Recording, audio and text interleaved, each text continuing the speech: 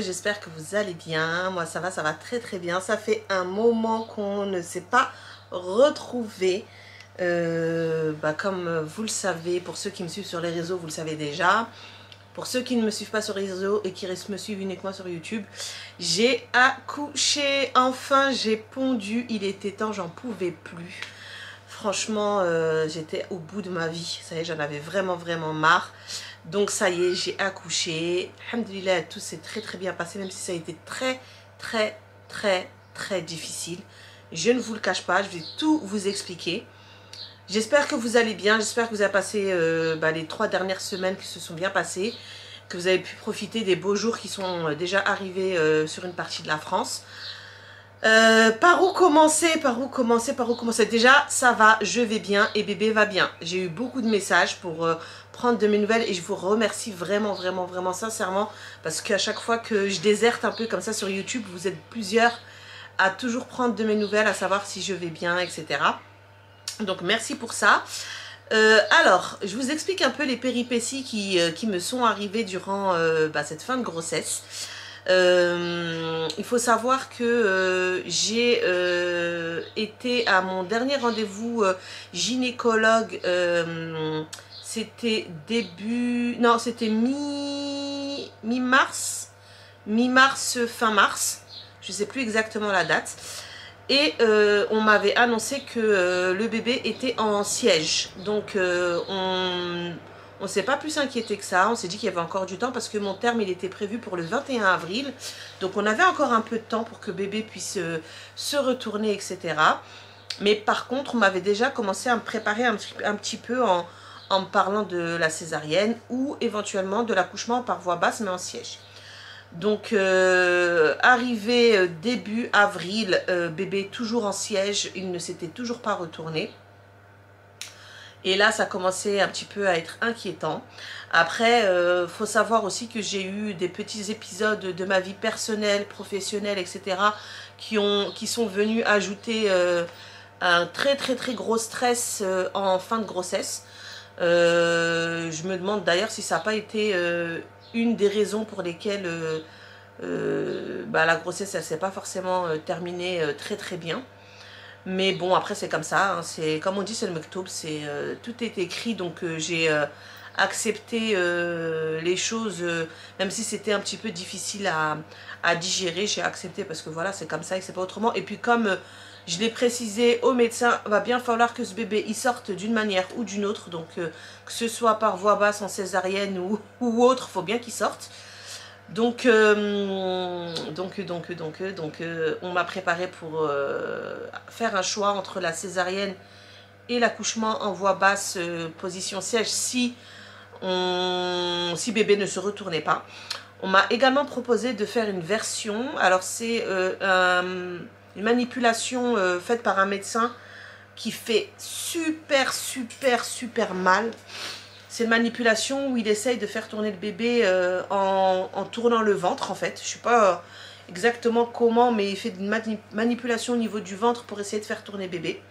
Donc j'ai fait cette intervention là et bébé ne s'est toujours pas tourné.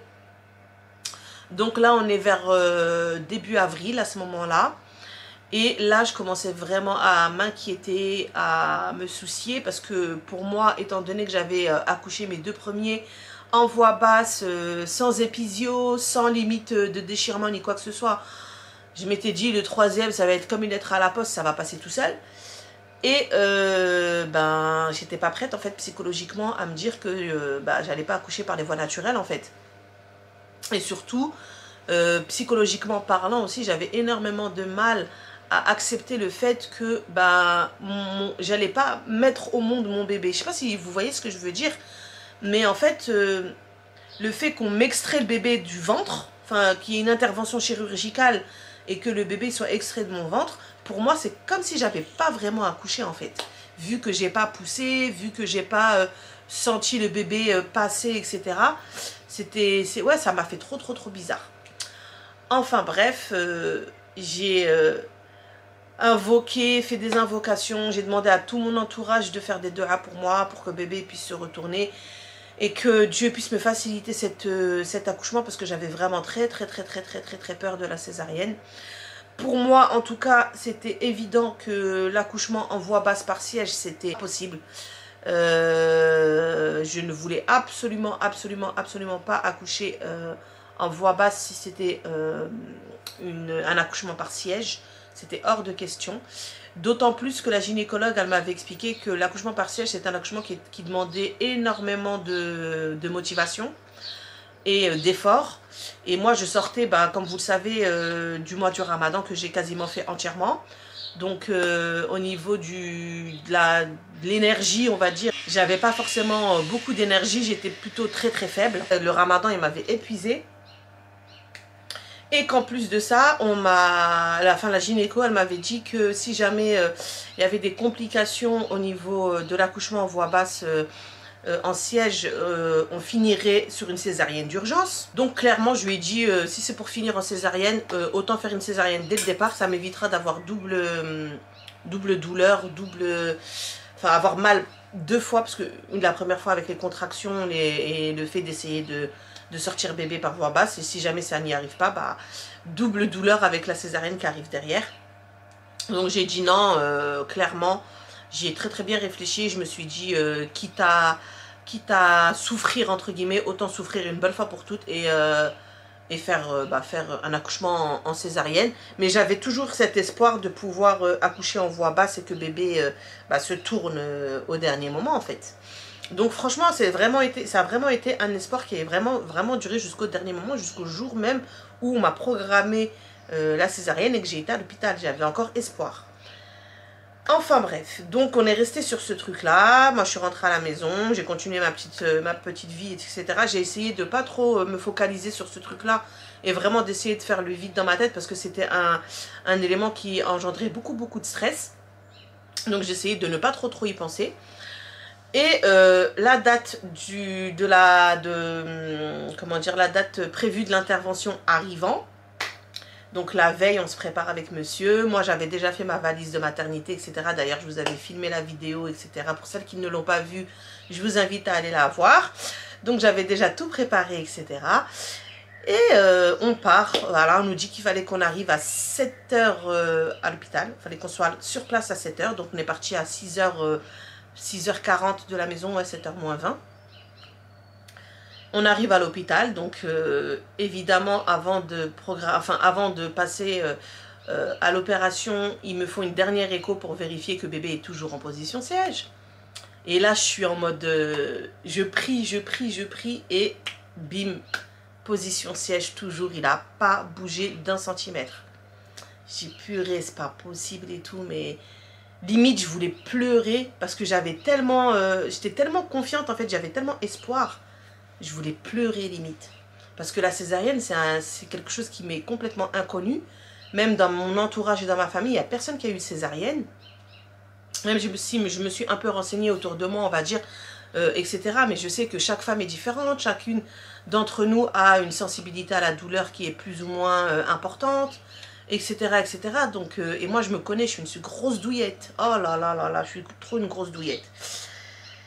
Et du coup, j'étais au bord des larmes. Mais franchement, l'équipe soignante de l'hôpital, ils ont été trop bien. Ils m'ont consolée, ils m'ont réconfortée, ils ont été bienveillants. Ils m'ont dit que ça allait le faire, que ça allait bien se passer.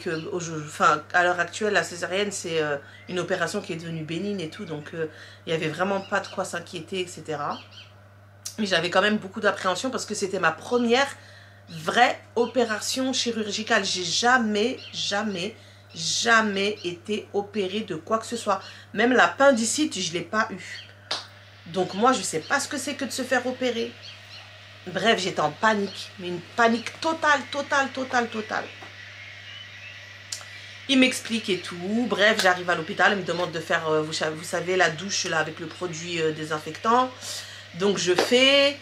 J'appréhende toujours. Je suis toujours en mode stress et tout. Mon mari, il est là. Il essaye de me consoler, de me dire ouais non t'inquiète ça va le faire, il n'y a pas de raison et tout machin.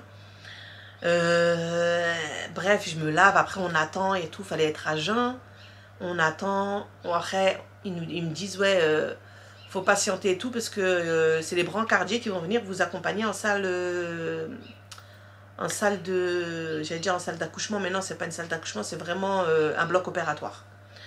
Donc on m'accompagne, entre-temps il y a l'anesthésiste qui vient me voir, et là je sens la pression qui monte, et franchement au moment où le médecin il est arrivé, j'ai fendu en larmes. Ça y est, tout est tombé. J'étais... j'ai peur et tout, mais franchement je suis tombée sur une équipe, elle était vraiment mais topissime, topissime, topissime. Et le médecin, elle a tellement vu que j'étais pas bien, que j'étais tellement stressée. Et puis moi, je suis quelqu'un de base, de nature, à tout contrôler. Et là, j'avais le contrôle de rien. J'étais là en mode momie, quoi, en mode zombie. Faites de mon corps ce que vous voulez. Je ne contrôle plus rien. Donc, elle m'a tout expliqué. Et ce qui était bien, c'est que étape par étape, elle m'a à chaque fois expliqué ce qu'elle allait faire. À chaque fois qu'elle entreprenait de faire quelque chose, elle me disait, bon, bah là, je vais faire ça. Vous allez ressentir telle et telle chose, machin, machin. Donc, ça m'a beaucoup, beaucoup aidé à me poser. Ça m'a beaucoup rassurée. Mais en tout cas, l'opération, comment vous dire? Déjà, il caille dans la salle. Il fait un froid, c'est glacial. On vous pose sur une table en fer, là. Comme dans les films, là, les séries Urgence, Grey's Anatomy, tout ça. La même chose. On vous pose sur une table froide, en métal. Vous entendez les bruits des ustensiles en métal. C'est hyper glauque comme ambiance, en fait. Et heureusement, bah, il y a l'équipe de médecins, sages-femmes, etc. qui sont là pour égayer un peu ce moment. Donc, on m'a beaucoup, beaucoup parlé. Franchement, on n'a pas arrêté de me parler, etc. pour vraiment me rassurer, etc. Franchement, ils ont été vraiment, vraiment bien. Et au moment où on me pose l'arachie, en fait, c'est une sorte de péridurale, sauf qu'on n'a pas la dosette, là. Ça endort directement... parce que c'est une opération où on est endormi juste à partir du buste jusqu'au niveau des pieds, en fait, au niveau des jambes. Donc, on est complètement conscient de ce qui se passe. Et la sensation, c'est je sais même pas comment vous expliquer. On a l'impression d'être un morceau de viande qu'on fait bouger dans tous les sens, etc. T'as plus le contrôle de rien. Tu sens qu'il y a des choses qui se passent dans ton corps. Ça veut dire qu'une fois que l'anesthésie elle est passée, donc oui, effectivement, tu n'arrives plus à bouger, etc. Tu ne sens rien au niveau de la douleur, mais tu as des sensations que tu sens qu'on te touche, qu'il y a quelque chose qui se passe dans ton corps. Ça veut dire que tu ressens le toucher du médecin sur ton corps, sur ton ventre, etc. Mais ça fait pas mal. Mais tu sens qu'il y a quelque chose qui se passe et qu'il y a quelque chose qui te touche. Et même pour vous dire, j'ai même senti, moi pour ma part en tout cas, j'ai senti le moment où elle a retiré la poche de mon ventre du bébé. Le moment où elle a retiré la poche avec le bébé, je lui ai dit, ah ça y est, il est sorti. Elle me dit, oui, oui, oui, préparez-vous à l'accueillir. Et je me dis, waouh, mais c'est une sensation, c'est une dinguerie. Et je me dis, mais tu sens, mais t'as pas mal. Mais tu sens que ton corps, il bouge, qu'on te touche, qu'on te trifouille, que c'est trop une sensation bizarre. Franchement, ça a été trop, trop, trop bizarre comme sensation. Enfin bref, donc bébé est arrivé. Pour celles et ceux qui ne le savent pas, c'est un petit garçon. Voilà, donc bébé est arrivé. On me l'a montré du coup, parce que bah, on était en train de me recoudre, etc. etc. Donc on me l'a montré, etc. En revanche, j'ai pas pu faire le pot à pot avec bébé tout de suite. Parce que moi après j'ai été amenée en salle de réveil. Et j'y suis restée pendant un peu plus de 2 heures. Donc sur tout ce laps de temps-là, bébé il est resté avec papa. Donc il a fait le pot à pot avec papa. Il est resté dans la chambre avec papa. Donc moi j'avais demandé une chambre individuelle à l'hôpital. Donc on était tout seul. Et c'était d'ailleurs super bien. Et si vous avez la possibilité de prendre une chambre individuelle, en toute sincérité, ça change tout au niveau de votre séjour. Franchement, vous avez votre intimité, etc. Donc si vous avez la possibilité de prendre une chambre individuelle, faites-le. Donc ça a été hyper frustrant parce que tu te dis, tu portes le bébé pendant 9 mois, tu le mets au monde et quand il est là, bah, tu n'es pas là pour l'accueillir, pour lui faire le pot à pot, pour lui faire la première tétée de bienvenue, etc. Et c'est, bon, bah, tant mieux pour lui, hein, mais c'est monsieur qui a tous ces privilèges-là, parce que c'est toi qui as, entre guillemets, souffert, quoi. Je trouvais que c'était... Et ça, je trouve qu'il faudrait peut-être trouver des solutions au niveau de l'hôpital, parce que je trouve que c'est dur pour une maman d'être séparée de son bébé pendant plus de 2 heures, sachant qu'elle vient de le mettre au monde, en fait. Donc, bon, de toute façon, il n'y avait pas le choix. Donc, j'ai accepté, j'ai été en salle de réveil, alhamdoulilah, tout s'est très très bien passé. L'anesthésie, elle faisait plus effet. On a vérifié que j'arrivais bien à bouger mes pieds, bouger mes jambes, que je sentais bien tout ce qui se passait, etc. Et ensuite, on m'a ramenée dans la chambre et j'ai pu enfin faire vraiment connaissance avec bébé, le prendre dans mes bras, lui faire la première tétée de bienvenue, lui faire le pot à pot, etc. Et ça a été un moment, mais c'était magique. Et franchement, à ce moment-là, on oublie toutes les souffrances, on oublie tout ce qu'on a vécu, on oublie tout en fait. Franchement, c'est incroyable comme le cerveau, il vous fait tout oublier. C'était sans compter sur le après, sur le post-opératoire. Le post-opératoire, comment vous dire? Franchement, c'est quelque chose que je ne souhaite pas à mon pire ennemi. Vraiment, j'ai tellement souffert. Là, je parle, limite, je vais rire. J'ai tellement souffert. Tellement j'ai souffert, je ne le souhaite à personne. Parce qu'une fois que l'anesthésie, elle est passée, mon Dieu, les douleurs. Aïe, aïe, aïe, aïe, aïe, aïe, aïe, la cicatrice, elle tire. Tu peux pas bouger. On te met une sonde, tu peux même pas te lever, tu peux pas aller aux toilettes toute seule, etc. Ça a duré plusieurs jours. Mon Dieu, c'était vraiment trop dur, mais vraiment trop dur. Et à choisir, moi qui a vécu les 2 accouchements, franchement, l'accouchement en voie naturelle, il n'y a rien de mieux, vraiment. C'est parce que tu souffres sur le moment, mais après, une fois que c'est fini, on passe à autre chose. Là, jusqu'à l'heure actuelle encore, là, ça va faire quasi 1 mois que j'ai accouché. Et ben, il y a encore, ma cicatrice, elle me fait encore mal. J'arrive pas encore à me baisser totalement. Parce que ça tire, ça fait mal. La douleur, c'est incroyable. Et comme elle m'a expliqué... la sage-femme à l'hôpital, elle m'a dit, on voit la cicatrice de l'extérieur. C'est-à-dire que tu vois que ta peau, elle s'est cicatrisée, elle s'est collée, etc. Mais elle me dit, il ne faut pas oublier qu'on vous a ouvert 7 couches d'épiderme. Donc ça veut dire que même si de l'extérieur, vous avez l'impression que votre cicatrice, elle est finie, mais à l'intérieur de votre corps, c'est pas terminé. La cicatrisation, elle est encore en train de se faire. Donc, repos au maximum. Et je dis, mais repos pendant combien de temps? Elle me dit, mais faut se dire que pour avoir une cicatrisation totale, intérieure-extérieure, faut compter 6 mois. Je dis, waouh, 6 mois. Franchement, au jour d'aujourd'hui, ma cicatrice, elle est clairement, ça y est, c'est fini, elle est fermée. Mais de l'intérieur, je sens vraiment qu'il y a encore des douleurs. Il y a encore des douleurs à l'intérieur parce que quand je veux me baisser, j'y arrive pas forcément. Et quand je pousse sur mon ventre ou quand... Voilà, c'est pour ça d'ailleurs qu'on dit qu'il ne faut pas porter de charge lourde, etc. Mais il y a des fois où je sens que mon ventre, ça tire. Et je me dis, purée, cette douleur-là, je vais l'avoir encore pendant plusieurs mois. Enfin bref, voilà. Donc j'ai séjourné pendant 5 jours à l'hôpital. Ça a été hyper long. J'avais qu'une hâte, c'était de rentrer chez moi. J'en avais vraiment marre. Je voulais vraiment rentrer à la maison. La nourriture, je vous en parle pas. La nourriture de l'hôpital, vous connaissez. Hein. Les pâtes à l'eau, riz à l'eau, poisson à l'eau. Enfin bref. Heureusement qu'il y avait la patronne, la madre, qui m'envoyait des repas quotidiennement. Donc voilà. En plus, je suis tombée sur une période où les visites à l'hôpital étaient interdites. La seule personne qui avait le droit de venir me voir, c'était mon mari. Donc même mes enfants ne pouvaient pas venir me voir. Donc je suis restée 5 jours sans voir mes enfants. Et les petits, eux aussi, sont restés sans voir leur petit frère.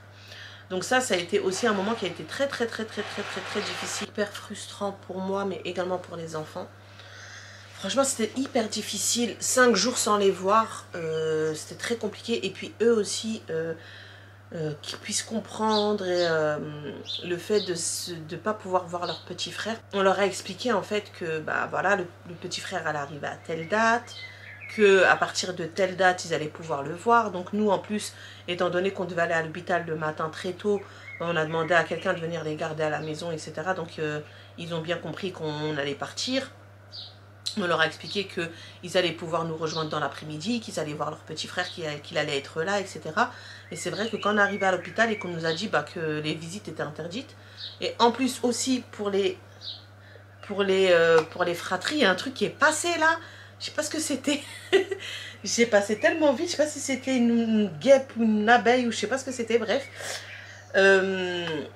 Ouais, de leur dire qu'ils allaient pas voir leur petit frère, franchement c'était dur. Mais ils m'ont fait de la peine, ils ont pleuré et tout, mais j'avais le cœur déchiré. Donc franchement c'était compliqué, c'était compliqué. Et comme de par hasard, dès que je suis sortie de l'hôpital, donc moi je suis rentrée un lundi, je suis sortie le vendredi. Bah, le lundi d'après ma sortie, bah, les visites elles avaient de nouveau été ouvertes. Je dis bon bah voilà, c'est moi et ma chance, hein, j'ai pas de chance du tout. À une semaine près, bah, j'aurais pu avoir des visites, mais au final, et comment dire, vu mon état, surtout les 3 premiers jours, vu mon état, c'était pas plus mal que j'ai pas pu recevoir du monde et de visite à l'hôpital, parce que je vous cache pas que j'étais dans un état de fatigue, de douleur, de souffrance qui était... voilà, franchement j'avais pris avec moi... putain, la bête elle est revenue. Je crois que c'est un bourdon même. Comment il est gros. J'avais prévu en plus de... J'avais pris avec moi la caméra et tout parce que je voulais... Oh purée, j'ai laissé les fenêtres ouvertes, c'est pour ça là, ça rentre les bêtes. Je voulais filmer en fait. J'avais prévu de filmer, etc. à l'hôpital, mais j'ai pas pu. Clairement, j'ai pas pu, j'avais pas la force. En plus de ça, je pouvais pas me lever, j'avais du mal à me déplacer seule, etc. Donc, j'ai calé l'affaire, j'ai pas pu faire. Ouais, non, dans tous les cas, j'aurais pas pu, franchement, j'aurais pas été en état de recevoir du monde, c'est clair. Et en plus de ça, vers le milieu de mon séjour, j'ai eu ma montée de lait qui est arrivée. Donc, comment vous dire, j'étais bien contente de savoir que personne n'allait franchir le seuil de ma porte et de pouvoir rester limite toute nue dans la chambre. Parce que j'avais du coup des bouffées de chaleur incroyables. Franchement, sur les 3 grossesses, c'est la montée de lait qui a été la plus douloureuse. Et en plus de ça, j'étais dans une chambre qui donnait sur un côté où il y avait le soleil qui tapait toute la journée. Du coup, il faisait hyper super chaud dans la chambre. Donc je vous cache pas que j'étais bien contente de pouvoir me mettre à l'aise et ne pas me soucier de me dire... il y a quelqu'un qui va franchir la porte et que je vais devoir me rhabiller, etc. Donc ça, c'était vraiment pas mal. Enfin, je pense que j'ai fait un peu le tour. Je vous ai un peu tout expliqué. J'ai voulu faire cette vidéo d'ailleurs avant de reprendre entre guillemets les vidéos de la vie quotidienne, parce que j'ai eu beaucoup de messages de personnes qui m'ont demandé comment s'était passé mon accouchement, etc. Et je voulais aussi, du coup... avant de reprendre les vidéos, vous dire que j'avais accouché pour ceux qui ne le savaient pas encore, parce que je ne l'avais pas dit sur YouTube, je l'ai dit sur mes autres réseaux. Donc avant de reprendre et que vous vous disiez mais attends, on a loupé un épisode et tout, je voulais quand même faire une petite vidéo pour vous expliquer que j'avais accouché. Je tenais aussi à vous expliquer un peu mes péripéties, à vous expliquer que voilà, j'avais pas forcément accouché par voie naturelle, et que c'est d'ailleurs ce qui a causé mon absence pendant les 3 dernières semaines sur YouTube, parce que je comptais vraiment continuer à filmer, que ce soit à l'hôpital et même après ma sortie. Mais franchement, mon état de santé ne me le permettait vraiment pas. Et hélas, j'avais pas prévu de vidéo d'avance. Je pense que c'est une des erreurs que j'ai faites. Je me ferai plus avoir si jamais je suis encore amenée à m'absenter sur une longue période. J'essaierai de faire en sorte d'avoir des vidéos d'avance pour éviter de ne pas avoir de vidéos à poster les dimanches. Mais franchement, c'était vraiment impossible pour moi. Impossible. C'était vraiment beaucoup trop compliqué. Et j'avais vraiment besoin de me reposer, de penser à moi, de penser à bébé, de profiter aussi de l'arrivée de ce petit bébé. De vraiment être présente pour lui aussi, pour les enfants, parce que c'était aussi un petit peu compliqué pour les enfants d'accueillir un nouveau-né à la maison, parce que forcément ça engendre beaucoup de changements. dans l'organisation, dans la vie de famille, voilà quoi. C'est tout à fait normal. Donc on passe de 4 à 5. On a un bébé à la maison, donc forcément on ne peut pas toujours faire comme on veut, comme on faisait avant. Là, il y a des fois où on n'a pas le choix que de... par exemple, si on veut sortir ou autre, bah, d'attendre que bébé ait fini de dormir ou qu'on ait fini la tétée, etc. Parce que j'allaite exclusivement. Et d'ailleurs, c'est très très difficile parce que bah, je passe mes nuits à me lever quasi toutes les 2-3 heures. Donc j'essaierai de vous faire d'ailleurs une vidéo comme sur ce sujet-là, sur une nuit complète avec moi et bébé. Parce que mine de rien, c'est quand même du boulot. Et voilà, donc ça a vraiment chamboulé pas mal de choses dans notre vie. Mais on est vraiment, vraiment heureux. L'arrivée de ce bébé, c'est vraiment une bénédiction. Ça nous a permis de resserrer les liens. Ça nous a permis de nous retrouver tous ensemble. Et surtout de sortir de notre quotidien. Parce qu'on était vraiment rentrés dans une petite routine avec les enfants et mon mari. Où bah, tout était déjà... comment dire, tout filé comme sur du papier à musique. En fait, tout était déjà réglé. Donc, on savait qu'à telle heure, c'était le repas, à telle heure, c'était les douches. Enfin, voilà quoi. Là, l'arrivée de ce bébé, c'est vrai que ça vient tout chambouler. Mais ça fait du bien de sortir un peu de sa zone de confort, de sortir un peu de ses habitudes, etc. Ça fait vraiment beaucoup de bien. Et bah, d'avoir un petit bébé à la maison, franchement, ça change beaucoup de choses. C'est parfois très difficile, je vous le cache pas. C'est parfois très très difficile, mais c'est vraiment que du bonheur. Bon, je suis rentrée parce que j'ai entre-temps bébé qui s'est réveillé et qui souhaite faire la tétée. Donc là, il est en train de faire la tétée. Donc, je sais plus où est-ce que j'en étais, je sais plus ce que je vous disais. Donc, voilà, donc j'espère en tout cas que la vidéo vous plaira. J'espère qu'elle répondra à vos interrogations, que les questions que vous m'avez posées, j'y ai répondu. Je vous dis donc du coup à dimanche prochain pour une nouvelle vidéo. J'espère pouvoir tenir mon engagement. C'est pas évident à chaque fois, mais j'essaierai de tout faire pour en tout cas. Je suis heureuse en tout cas de vous retrouver. Franchement, ça m'avait grave manqué. Même si j'étais présente sur les réseaux, etc. Mais YouTube, ça m'avait vraiment manqué. Le fait de filmer, etc. Ça m'avait vraiment manqué. Donc, je suis hyper contente de reprendre aussi les vidéos. Je vous fais plein de gros bisous. Et je vous dis à dimanche prochain pour la prochaine vidéo. J'espère que vous serez au rendez-vous. Je vous fais plein de bisous et à très bientôt. Bye bye.